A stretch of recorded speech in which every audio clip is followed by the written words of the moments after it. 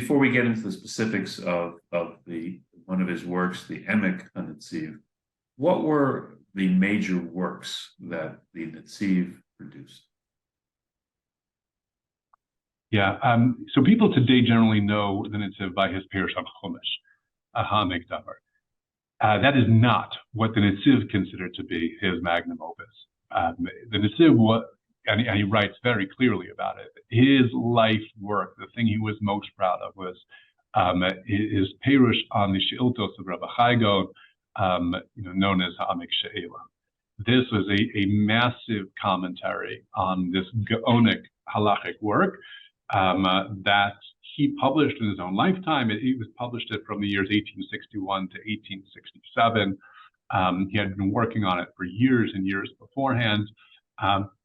And it is it's a tour de force. It's an incredible work that really stems to, it uses the work of the She'iltos as an entry point into understanding much of what happens in the Rishonim, whether it's Rishonim and their commentary on various areas of Shas, or it's halachic positions that the Rambam or others have taken. He believes that we understand much of how these positions amongst the Rishonim developed and were taken by looking back at an earlier work, from the Geonim in this work of Rabbi Chaigon.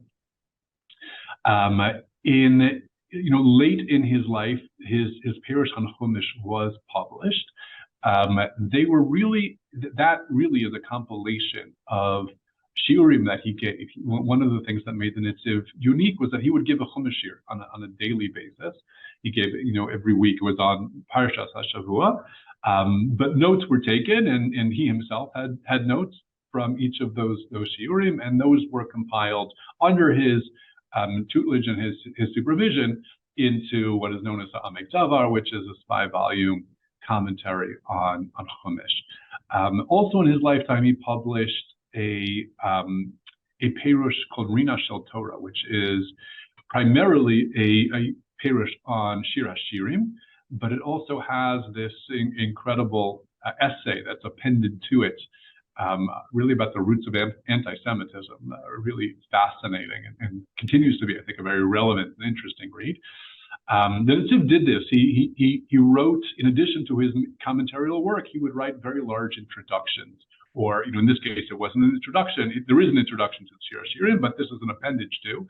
But his introduction, for example, to Ha'amek She'ela, known as Kidmas Ha'emek, is pretty much a work in and of itself. It's a quasi history of the intellectual history of Torah Sheba'al Peh.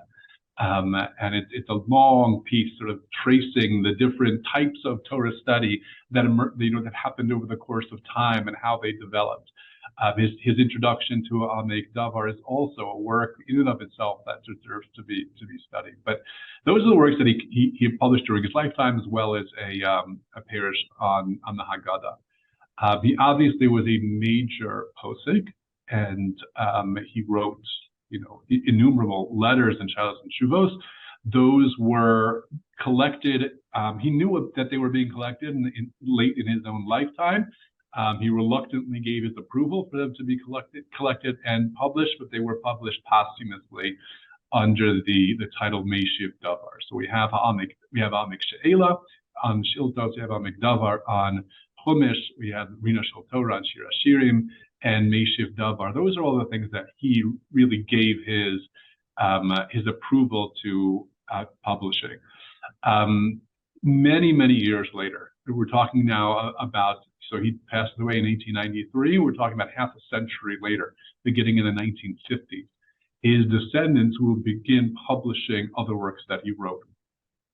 Amongst them are the Meromei Sadeh, which is his Perush on certain Masechtos in Shas. It's his Perush on the Sifrei that you mentioned before, Emek Neziv, as well as a commentary on Mechilta, and also what we would call notes, not a full commentary on Torah's Kohanim as well. So that's his literary output.